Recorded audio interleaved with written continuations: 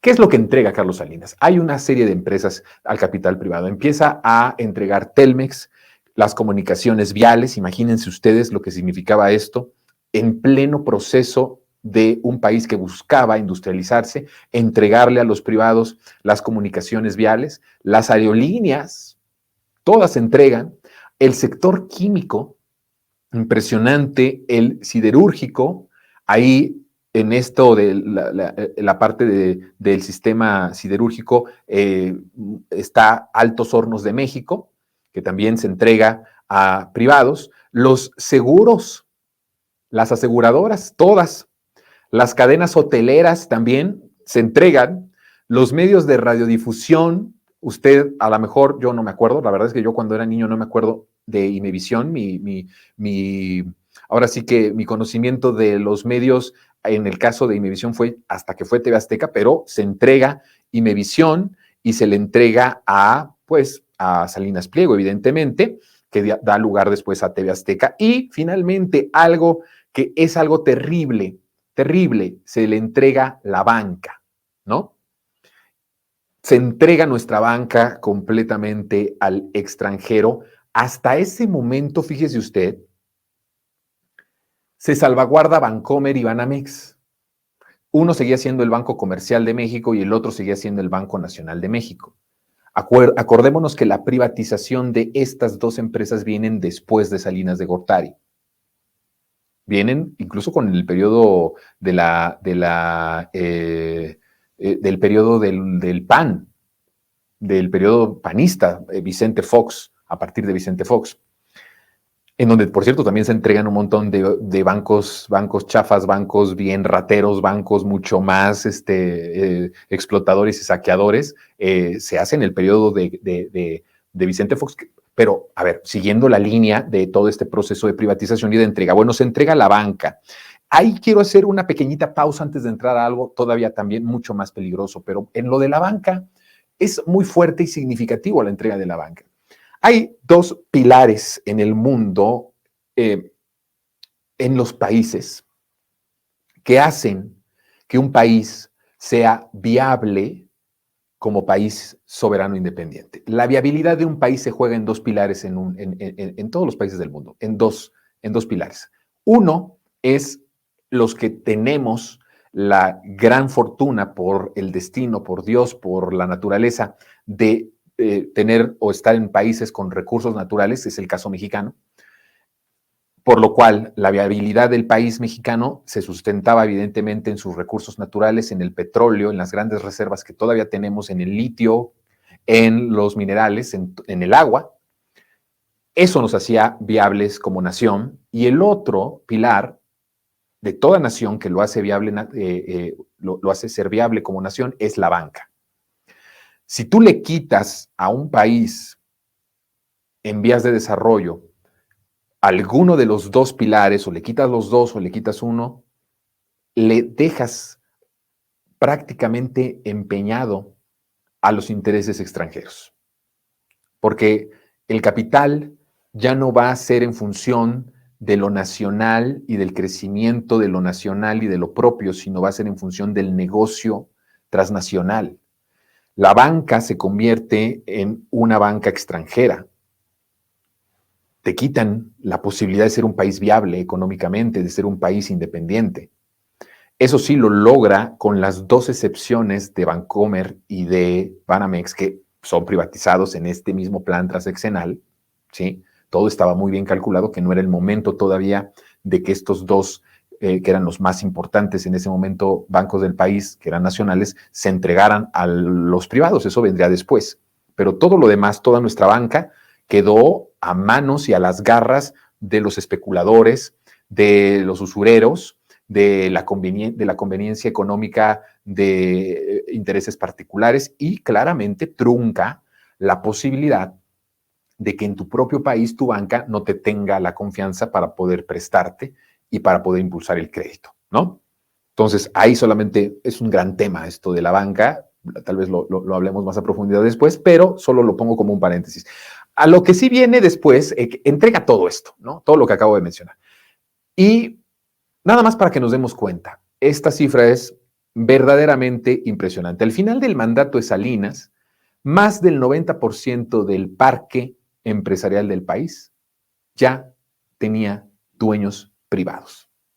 Las únicas excepciones que quedaron a esta ola de privatizaciones y a esta creación de la oligarquía mexicana es que se queda un poco libre de esto, la Comisión Federal de Electricidad, que tendría su proceso después en este mismo proyecto salinista con otros gobiernos, y Pemex. Pero ni Pemex se salva, porque Pemex no queda libre de las privatizaciones, porque ahí viene esta ley horrible, aplastante para Pemex, que es la Ley Orgánica de Petróleos Mexicanos y organismos subsidiarios, en donde parten, ya lo hemos hablado, ¿no? Ya se ha hablado mucho de cómo van rompiendo en pedacitos la empresa, la van haciendo pedacitos, la van supeditando a intereses extranjeros y privados, porque cada uno de estos pedacitos ya podían tener inversión privada, diluyes, destruyes por completo una empresa. Ninguna empresa sobrevive haciéndola cachitos. Las empresas se van forjando su fortaleza haciéndose cada vez más grandes unidas. Cuando las vas dividiendo, las vas fraccionando, las vas invalidando, las vas dejando, las vas prácticamente convirtiendo en chatarra y las vas convirtiendo en algo que ya no va a ser viable en un futuro. Ahora, ¿cuál es el pretexto? Esto es maravilloso, señores. Este es el punto medular, que nadie habla del proyecto de privatizaciones, porque todo el mundo habla, ay, nos entregaron Telmex, ¿no? Telmex se entrega con pretexto de que Telmex iba a ser, era un desastre con el gobierno, y cuando pasa a manos de Carlos Slim, ¿cuánto tiempo ha pasado de eso? Y sigue siendo un asco. O sea, seguimos teniendo problemas de internet, de comunicación impresionantes, porque es mentira de que todo el territorio, como bien el presidente lo ha dicho, es territorio Telcel, ¿no? O sea, ese era un pretexto. Pasaban a manos de privadas para que fueran los privados los que te siguieran dando el horrible servicio que te daba y con el que fue el pretexto de cambiarlo, lo público a lo privado, porque iba a mejorar. No, fue peor. Y peor porque ahí ya no había ninguna regulación hasta ese momento, ¿no? Las empresas hacían y deshacían como querían. Pero a ver, vamos al punto más medular del proceso de privatización, que ni siquiera es este. Cuando Carlos Salinas empieza a justificar el proceso de privatización con todos estos pretextos de que es mejor, el Estado tiene que ser más delgado para que podamos caminar, para que podamos ejercer mejor nuestra verdadera misión de Estado, y entonces dejemos esto que ya es chatarra en manos de los privados, porque ya nosotros ya es un lastre, con todos esos pretextos. La intención que tenía y el pretexto, y cuando da la explicación del por qué, era decir, con todas las privatizaciones, estamos hablando del 90% del parque empresarial, 90% del parque empresarial mexicano en manos de privados, viene y dice, con el dinero que ganemos de las privatizaciones, vamos a poder impulsar proyectos de comunicación y proyectos de infraestructura. Vamos a apoyar al campo, vamos a apoyar la industrialización, vamos a apoyar todo. Y no se equivocó en el sentido de que iba a ser mucha ganancia. Vean estas cifras, solo en 1991, después de toda esta serie de privatizaciones, el Estado recauda, por motivo de privatizaciones de las empresas, más de 10,700 millones de dólares. Es un dineral. 10,700 millones de dólares, señores. Solo por el hecho de privatizaciones. Para que vean el negocio redondo. Supuestamente nos decía Carlos Salinas que estos 10,700, solo de ese año, no, hay cifras de los siguientes años venideros, pero solo ese año rompe la expectativa del Estado. El Estado pensaba, Salinas pensaba que iba a hacer mucho dinero, pero incluso hay datos periodísticos que cuando dan la noticia de que se rompe esta cantidad de rédito de las privatizaciones, 10,700 millones de pesos, hay notas periodísticas en donde dicen sorprende al Estado lo que iban a recaudar por este concepto. Esos 10,700 millones de dólares solo de 1991 debieron, según la justificación que Carlos Salinas dio para privatizar, debió de haber sido invertido en la industrialización del país, en el campo mexicano, en todas las áreas que harían que el México floreciera y que México tuviera un impulso hacia arriba. ¿Saben qué pasó? Que esos 10,700 millones de dólares nunca llegaron a el beneficio de la sociedad. Entonces, a ver, querida audiencia, hagamos un ejercicio de suma y resta. Si ya te quitaron las empresas del Estado y se las entregaron a privados, si por el concepto de lo que lo vendiste te dieron 10,700 millones de dólares solo en 1991 y esos 10,700 millones de dólares no llegaron al bienestar, ¿a dónde habrán quedado? ¿A dónde se fueron esos 10,700 millones de dólares? Sí, es verdad, los defensores a ultranza del salinismo van a decir, bueno, se construyeron instituciones, se hicieron caminos, sí, pero si haces las cuentas no te sale. Por mucho que hayas hecho lo que ellos presumen que hicieron, que más era su responsabilidad, caray, eran gobierno, esa es la responsabilidad de un gobierno, no les da la suma. Esos 10,700 millones de dólares en su conjunto sirvieron para enriquecerse los mismos que dieron ese dinero por comprar los bienes del Estado. Entonces hiciste el saqueo más grande de la historia. No, yo creo que es la historia de saqueo más grande, no solo de México, sino de la región latinoamericana. Habrá que estudiarlo, lo voy a investigar. Y tengo amigos que me van a ayudar, periodistas de otros países, que me van a decir, y les voy a decir, a ver, ¿cuánto fue en tu país? ¿Cómo fue esto? Y vamos a comparar cifras. Estoy casi seguro, no lo voy a asegurar, pero estoy casi seguro que no hubo un saqueo y un negocio tan grande para una oligarquía local, tan grande como la mexicana. Porque eso que dijiste que ibas a agarrar ese dinero vendiendo lo que ya no te servía, que eran las empresas del Estado, empezando a privatizar Pemex también.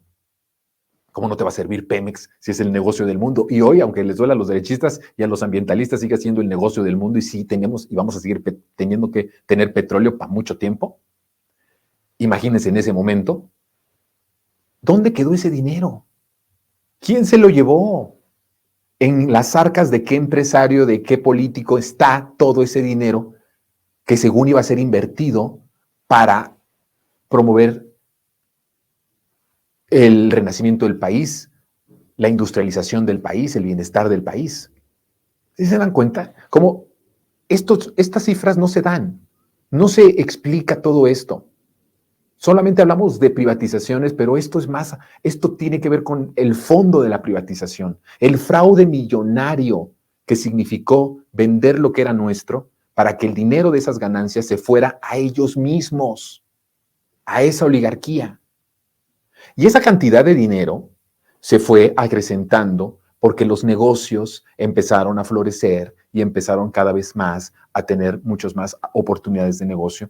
Esos 10,700 millones de dólares que según iban a servir para el progreso mexicano, se fueron haciendo cada vez más grandes y más grandes. Y de ahí, señoras y señores, nace la oligarquía mexicana que desplaza al más del 90% de la población al olvido. Ya vamos a hablar de cifras de cómo la clase media se viene abajo y empodera a menos del 10% de la población mexicana en la cima de lo más grande del mundo y a la mayoría de todos los que restamos por generaciones, porque esto no solo hablamos de una generación completa, ¿no? Empoderó a una oligarquía muy poderosa por generaciones y por las mismas generaciones sacrificó al más del 90% del resto de la población a la sobrevivencia, prácticamente. Ya contaré la siguiente semana, va a ser tema de la siguiente semana, no voy a seguir hablando del salinismo toda la semana como esta semana, pero sí voy a tocar un día, la semana que viene, cómo fue el proceso de empobrecimiento de la gente en el campo y de la clase media. Para mis aspiracionales, para que nos demos cuenta, estos aspiracionales, estos que odian al presidente porque dice dijiste, comiste, ¿no? A esos les vamos a dar su tengan para que aprendan y les vamos a contar cómo también la clase media se convirtió en clase pobre. Tan, en un abrir y cerrar de ojos la clase media, que era una clase media poderosa en México, se diluyó y se convirtió en ciudadanos en busca de la supervivencia. Eso fue lo que pasó. Y de los pobres ni hablar, esos sí se murieron, esos sí se estaban muriendo y en muchos lados del país todavía padecen muchísimo de todos esos estragos del neoliberalismo.